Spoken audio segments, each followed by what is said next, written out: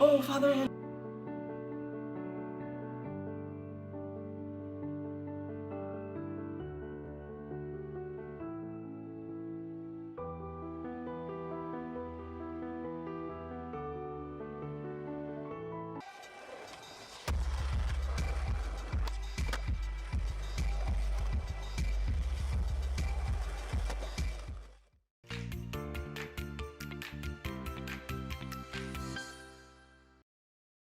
Hey, it's dispatches. You've come to the right place. Here's the dispatch. It's 111 days since the national emergency of these here United States of America was called. It is the 39th day of civil unrest, people calling for real change in this country. And it's the 9th day of NYC going phase 2. And we've got about 3 to 4 days, 4 days until we're talking about going to phase 3. But some people are already going phase 3, ladies and gentlemen. Mr. Rankin, Mr. Howell, and Mr. Michael Decena on bass.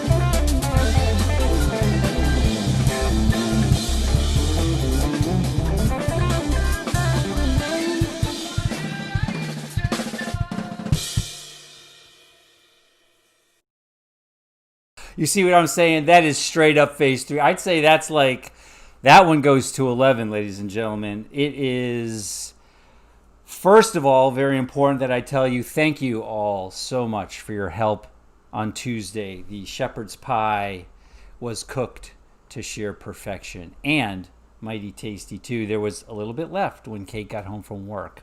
Like I said, we're 4 days from phase 3 here in New York City, potentially, but also we're absolutely 4 days from Mom's birthday. Now you tell me if those slippers aren't going phase 3, phase 4. Look at those fuzzy blue slippers. I don't actually remember. That might have been taken before my time, but there she is. It's Mom's birthday, July 6th, ladies and gentlemen. 4 days away.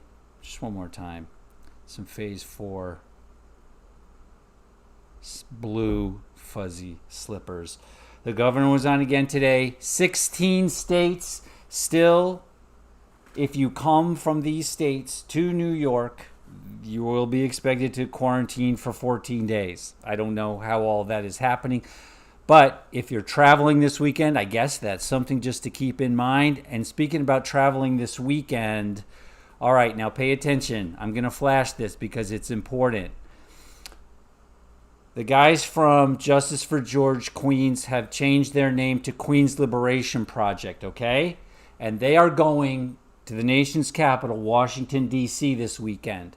Now listen, I've spent some wonderful Washington, D.C. July 4th weekends, seeing the fireworks with my family. It's Mom's birthday, so we've gone there for Mom's birthday, had a wonderful time in that city. But these kids are there for change, and we need to support them. So there's a Venmo right there, Queen's Liberation Project. You remember Emmett Tross was with us a couple weeks ago. Now I've got a wonderful song for him at the end of the show tonight. But right now, take a look. Queen's Liberation Project, Venmo. I'm serious. Let's give them some cash to get down there, get hand sanding. You know, people are talking about the protests. They want the protests to be done safely. So let's help them do it safely. Get them some water, get them some sandy, hand sandy, get them some masks, whatever they need, snacks. So, you know what? I'll tell you what. Anybody watching the show right now, if you put a number in the little chat box there, how many dollars you will contribute to this Venmo at Queen's Liberation Project. Let me know how much you're giving, and I'll match it. You know, up to $50 I'll match it. Look, don't kill me, right? I lost another project today. So, but we got to give to live, and we got to live to give. So, put a number in that box. I'll match it up to $50. Come on, let's get something. Let's just make the motion. Always thinking about this. Always having this kind of thing on our mind. Little bit helps, because this is one of the great things about living in this country, and it's one of the great things about living in New York City. The Queen's Liberation Project. And I'm telling you, Emmett, I've got a song from Emmett. I'll give you a little. He wasn't in the preview of the show today. I had this idea after the preview went out, but just watch. Oh, freedom.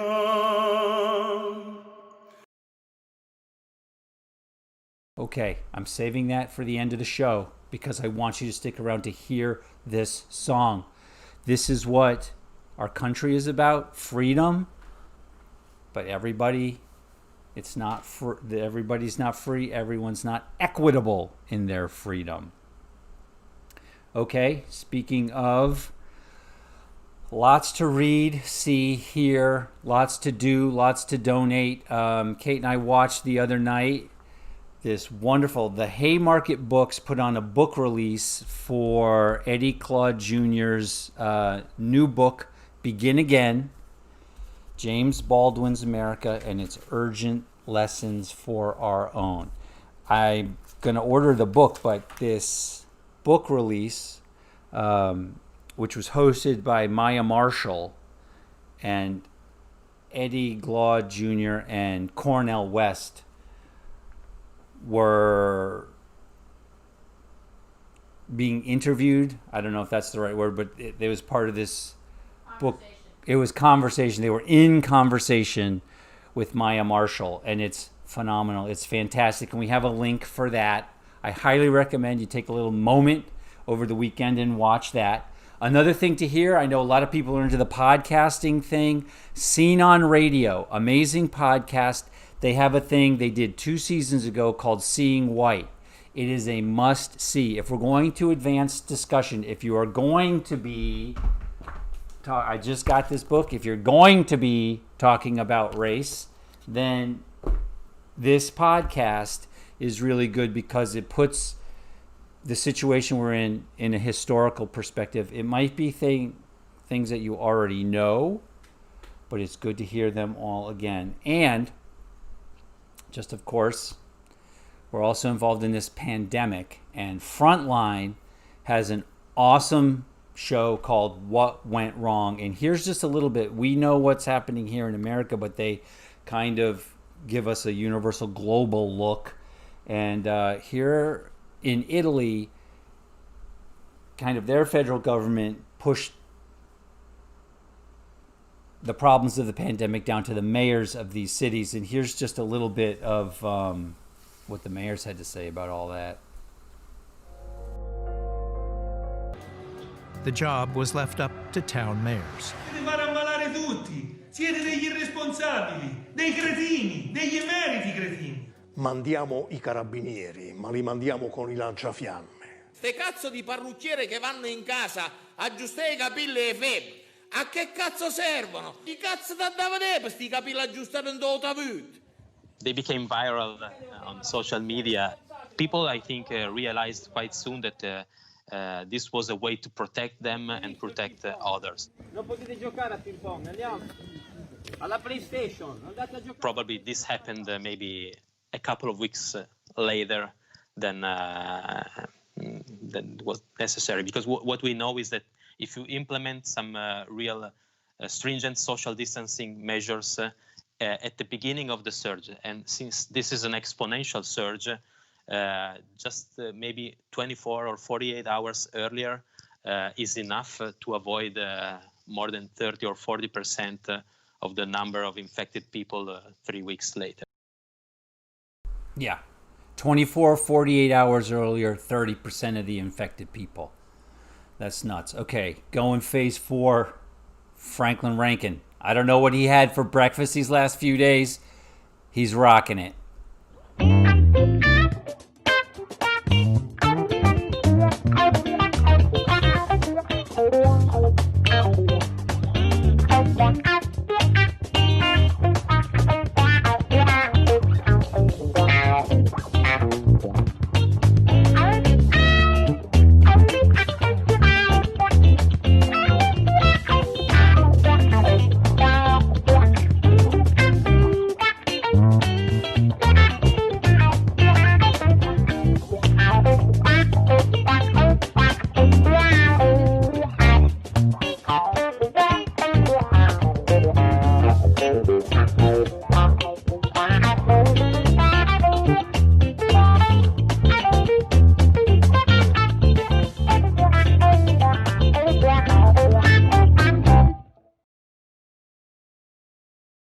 Squidward never looked so good. And Franklin, you never sounded so good. That's amazing. Now, you know Meredith Gordon. We've had him on the show a bunch of times. His latest blog post deals with clowning, clown makeup, and racism. So, if we're going to change the system in our country, we're going to have to look and examine all the corners of our culture. Statues, movies, makeup, and clowns. Here he is, ladies and gentlemen, Meredith Gordon. Welcome, Meredith. Hello. How are you doing? How are you, sir? It's me again. It's my you humble again. abode. Yes, it's a lovely, humble abode. How are you doing? You know, it's we live in interesting times. So it's needless to say, A man of understatement. You are a man of understatement too. You really are. Yeah. So I mean, there's a lot that's been going on. I will say that like there's been a constant meme about how awful 2020 has been, and there's been a lot that has been awful, but seeing the monument come down was kind of like, as it was happening, I was like, this is one for the history books. And I was glad that my daughter was with me, and just having her with me as it was coming down was like, as awful as this year has been, we can look back on this year and see that symbolic symbol come down, which is an act of symbolism in and of itself. So so you've got that triptych. I'm putting that triptych up right now, and you've got, how did I get in the way there? Let me just, okay, so there's the triptych. You've got the photograph of the folks taking it down, and we showed a little clip in the preview, and then you've got the blank space, and then in the middle you put that picture of what's there now. That's the protest. Don't give up. Protest work. Yeah. Stencil. Yeah, that was there a few days later. I think the monument came down on a Friday, and then a couple of days later, on one of my morning walks, I was like, instead of going down my normal little path, I'm gonna literally a mile from my house, so it's not that far. So I go there and I'm taking a few pictures, and as I'm taking the pictures, there's caution tape around the little platform that's still about this high, and what looked like graffiti. As I got closer, I was like, oh, it says something, and it literally said, "Protests work, don't give up." And I was kind of like, yeah. It kind of hit home, and I have to say also, just being I've lived in Decatur 15 years or so, but even just seeing that space without that monument it just literally opens up the space in a way that's kind of different and new. So when you go there, it's kind of like, oh, there's not this big huge thing there anymore. And so does it feel different to you? It does. It does. I think one of the things that I wasn't able to get you a video of this, but about a week later, maybe about a week ago, there was a meeting of the one of the organizations, Beacon Hill, who was highly involved in making all that happen, they were also involved in having some of the youth from the high school several years ago start this effort. And so they had a meeting or another protest of sorts after it was gone. And a lot of the teenagers, the high school kids who were there part of that kind of marking of the fact that it had been gone. And then at one point after they spoke, these high school kids walked from the gazebo another 30, 40, 50 feet to the platform, which is now blank. And they all stood on the platform with a little black power fist in their hand in the air. And it was really, I wasn't there. My wife told me about it and I saw some of the videos, but just another act of symbolism, which I think is powerful. And for me is kind of, I'm hanging my hat on that one for 2020 of all the bad stuff we've got. That's one of the things that I like.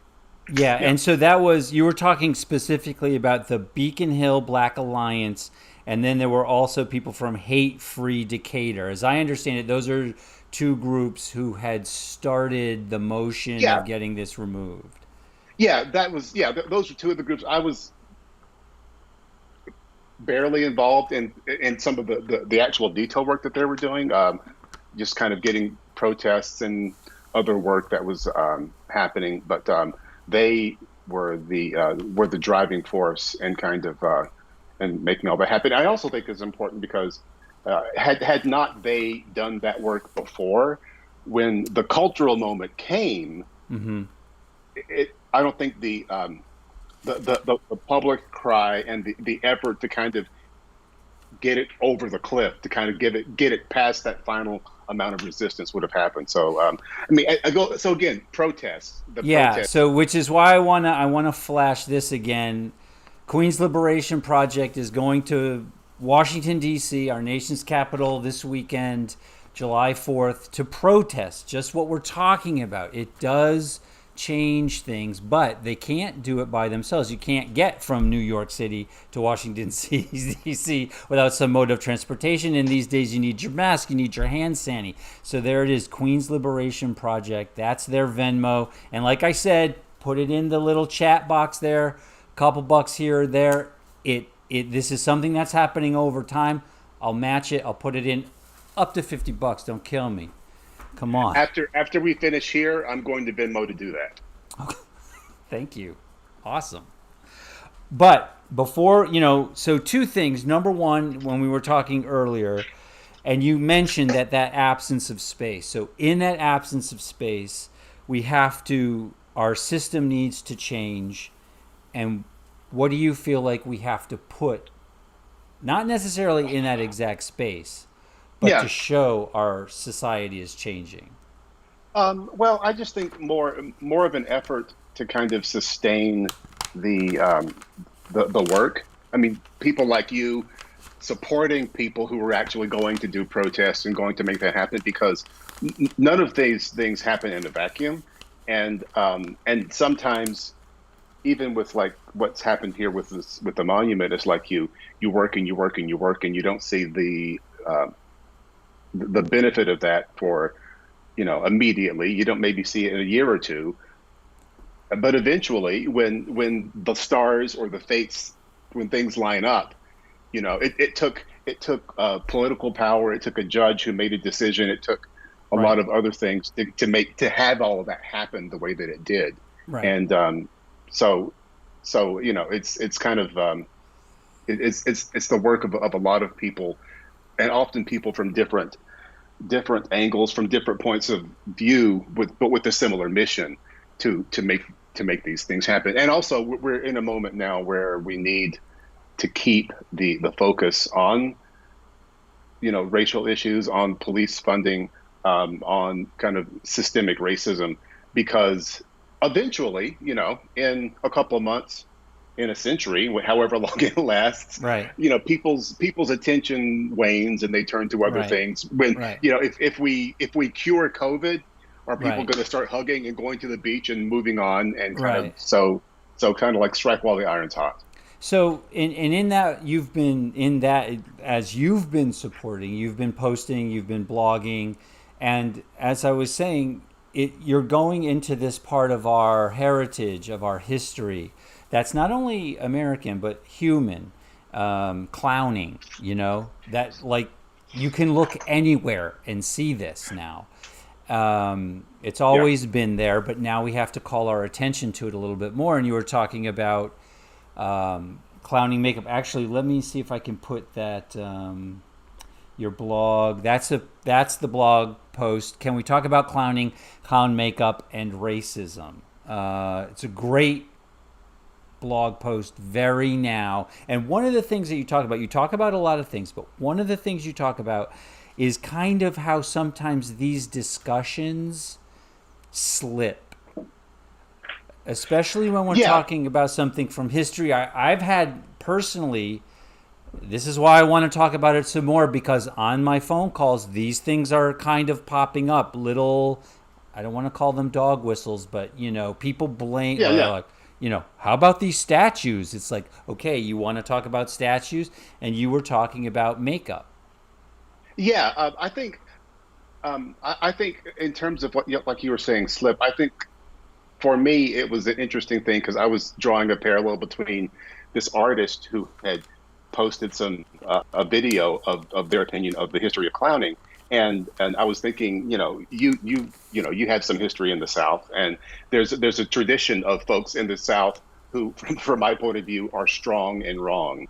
They say their opinion and they're wrong, but that doesn't stop them from saying it. And I think one of the things that's happening in our culture now is a lot of the people who are now having more of a voice just have from a different point of view, and that's threatening to the people who have always kind of had the main voice. And I think that was one of the things that happened in the thread. This one artist was expressing their point of view, and some people were kind of like, you're not coming at it from the way you're not coming at this issue from the way that I always come at it from. And that's threatening to me because you have, not only do you have a different point of view, but you have different conclusions.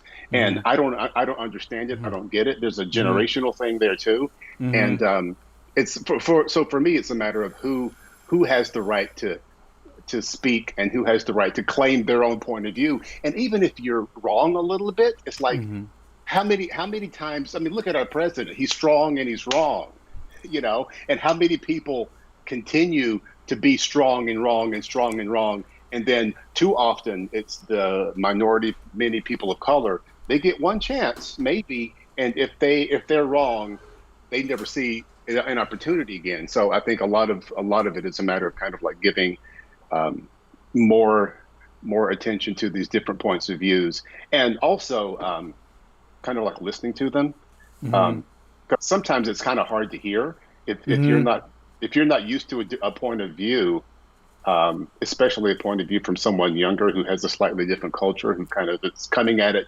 from a way using words and language and dress that just look weird. You can get, I do this too. It's kind of like, what are you even talking about? And it was interesting. There was a little bit of this in the video that this artist Danny Funk had produced, and but when they got to this part of using clowning, back to clown makeup, there was some other stuff about history. But then when you got to the part of using clowning as a form of empowerment, and that many Black people, in many cases, in many different ways of work and culture, it's like their existence and their works and their achievements are often signs of empowerment, and that happens in many cases in performing arts too. It's like, it's not merely, you're there, and the fact that you're there and that you're doing the work and that you're succeeding can be empowering, and that really spoke to me. And it was a point of view that that many other artists, quite frankly, many other white artists wouldn't have a window into. Doesn't mean that it's bad that they couldn't, but it's a point that they wouldn't have. And without that point of view coming from that artist, it wouldn't be there. And it really spoke to me in a way that was really, really powerful. And you found clowning, it's been empowering for you. Yeah. I mean, it's, there's obviously the mischievous kind of sneaky, in Shakespeare, often the clown, people look at him as the idiot, but often he's the smartest guy in the room, often. He can speak truth to power with humor. He can make fun of the king, and the king might not realize it. He can make fun of the commoners, and the commoners might not realize it, because as he's doing it, he's making them laugh. And there can be a sense of empowerment in that, and that's part of it too. Yeah.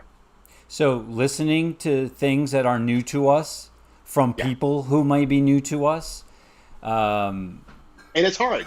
Yeah, it's none of this is easy, but not changing is not easy either. It's not an option. So we're gonna progress through this change together, and hopefully as we band together, we can be more empowering to one another.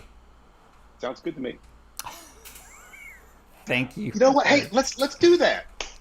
Let's do that. Okay. Well, you there, Indicator, have started with the monument coming down. You're keeping it going with the blog post, and then let me put this up again. These kids, I gotta get my buttons figured out. These kids going to Washington D.C. July 4th, Queen's Liberation Project. That's very cool. Let's donate. Get them some supplies. Get them. Stay hydrated, for goodness sakes, people. Stay hydrated. All right. Thank you very much again, Meredith. Hold on. Ladies and gentlemen, Squeeze the Clown, right? Oh, there we go. I'm done. Okay, there he is. Stay, guys. Squeeze the Clown, please. .com. Do I even need to say it? Thank you very much, Meredith. We'll be back again, in touch again soon. Have a great weekend.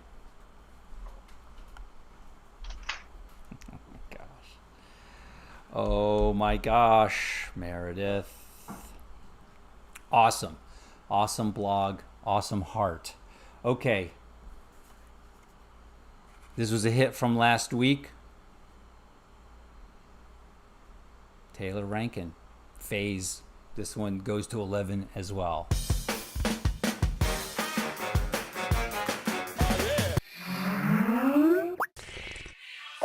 Oh, Father Andrews, thank God. Oh, yes. Yes, Ruby? Bless me, Father, for I have sinned. It's been, a while since I last confessed. Where are you? I'm in my bathroom. Oh, is something wrong? Are you hurt? Keep your voice down, they'll hear you. Oh, who's there? My family. I don't follow. They're everywhere, Father. Even in my nightmares. Nightmares? I mean, I love my family, really I do, but my kids... I mean, with all the jumping and the screaming and the playing... Well, a home filled with the laughter of children is... Loud! It's loud, Father. And so many homework questions. I mean, I already finished kindergarten. It's their turn to put in the work. Okay. And Barry, he's the biggest child of them all. He makes a bigger mess than the kids. Being home all day doesn't mean you forget where the toilet seat is when you pee. You get it. Of course you do. Well, I've never had a problem with that particular issue. And why do people eat so much? I mean, who do you think is cooking all the food? I know that I'm the best cook in the house, but still. Look at me, Father. Look at me. Oh, wow. That was in your hair. I don't want to feel this way. I'm home all day, but I can't even get away to take a shower or brush my teeth. And I know I smell, Father. Ruby, please. The dog won't even come near me anymore. Just follow the smell of sweat and sausage grease from today's breakfast. That's how you'll find me. What was that? They found me. It's too late. No, Ruby, it's never too late. This is what I want you to do now. I want you to take a deep breath. Breathe in the love of Jesus Christ, and breathe out all your worries. Just breathe them out, You know, I think I do feel better. Oh my God, Ruby! Ruby! Oh my God, the horror. Hal?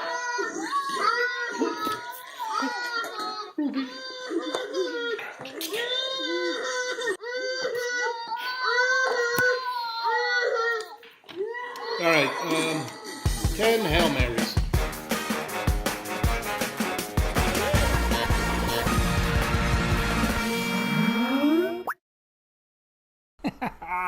Keith Kupferer, Natalie Blessing, Taylor Rankin, Sean Vaughn on the edit, Katie O'Connell, producer. Thank you very much. I am loving that series. Okay, guys, one last time. Queen's Liberation Project, 4th of July trip to the protest in Washington, D.C. All right. Next week, we're going to have a show on Thursday, July 9th. That's when we'll see you next week, Thursday, July 9th. No show on Tuesday. We're taking a long weekend to do some work. Now here it is. You will not, I promise you, hear a more beautiful thing than Emmett Tross singing Freedom. You will not hear a more beautiful thing this weekend. And then, at the very end, I put a couple of seconds of fireworks at the tail end of the show. And I want you to just look at those fireworks and think of the words that Emmett was saying.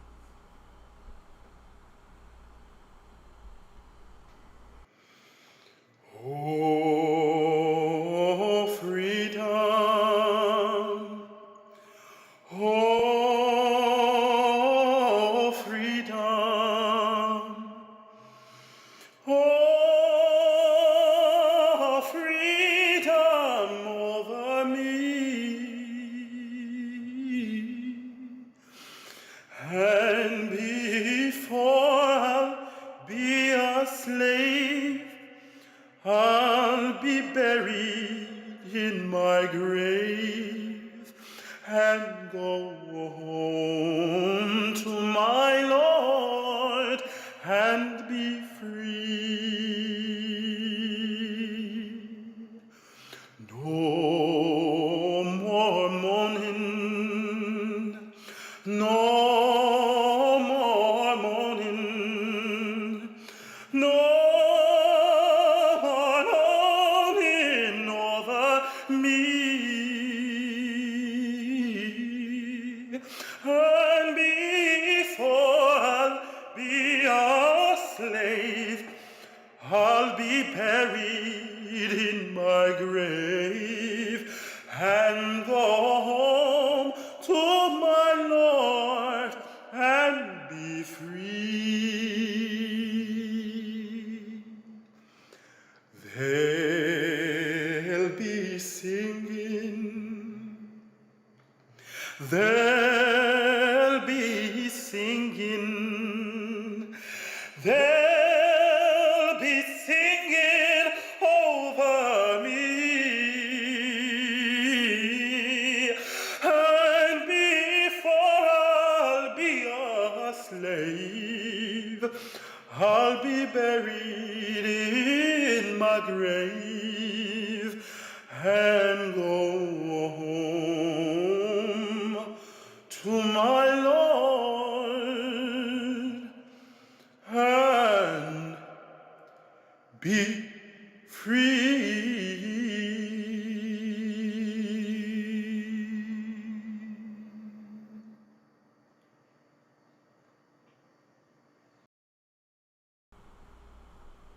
Thank you, Emmett.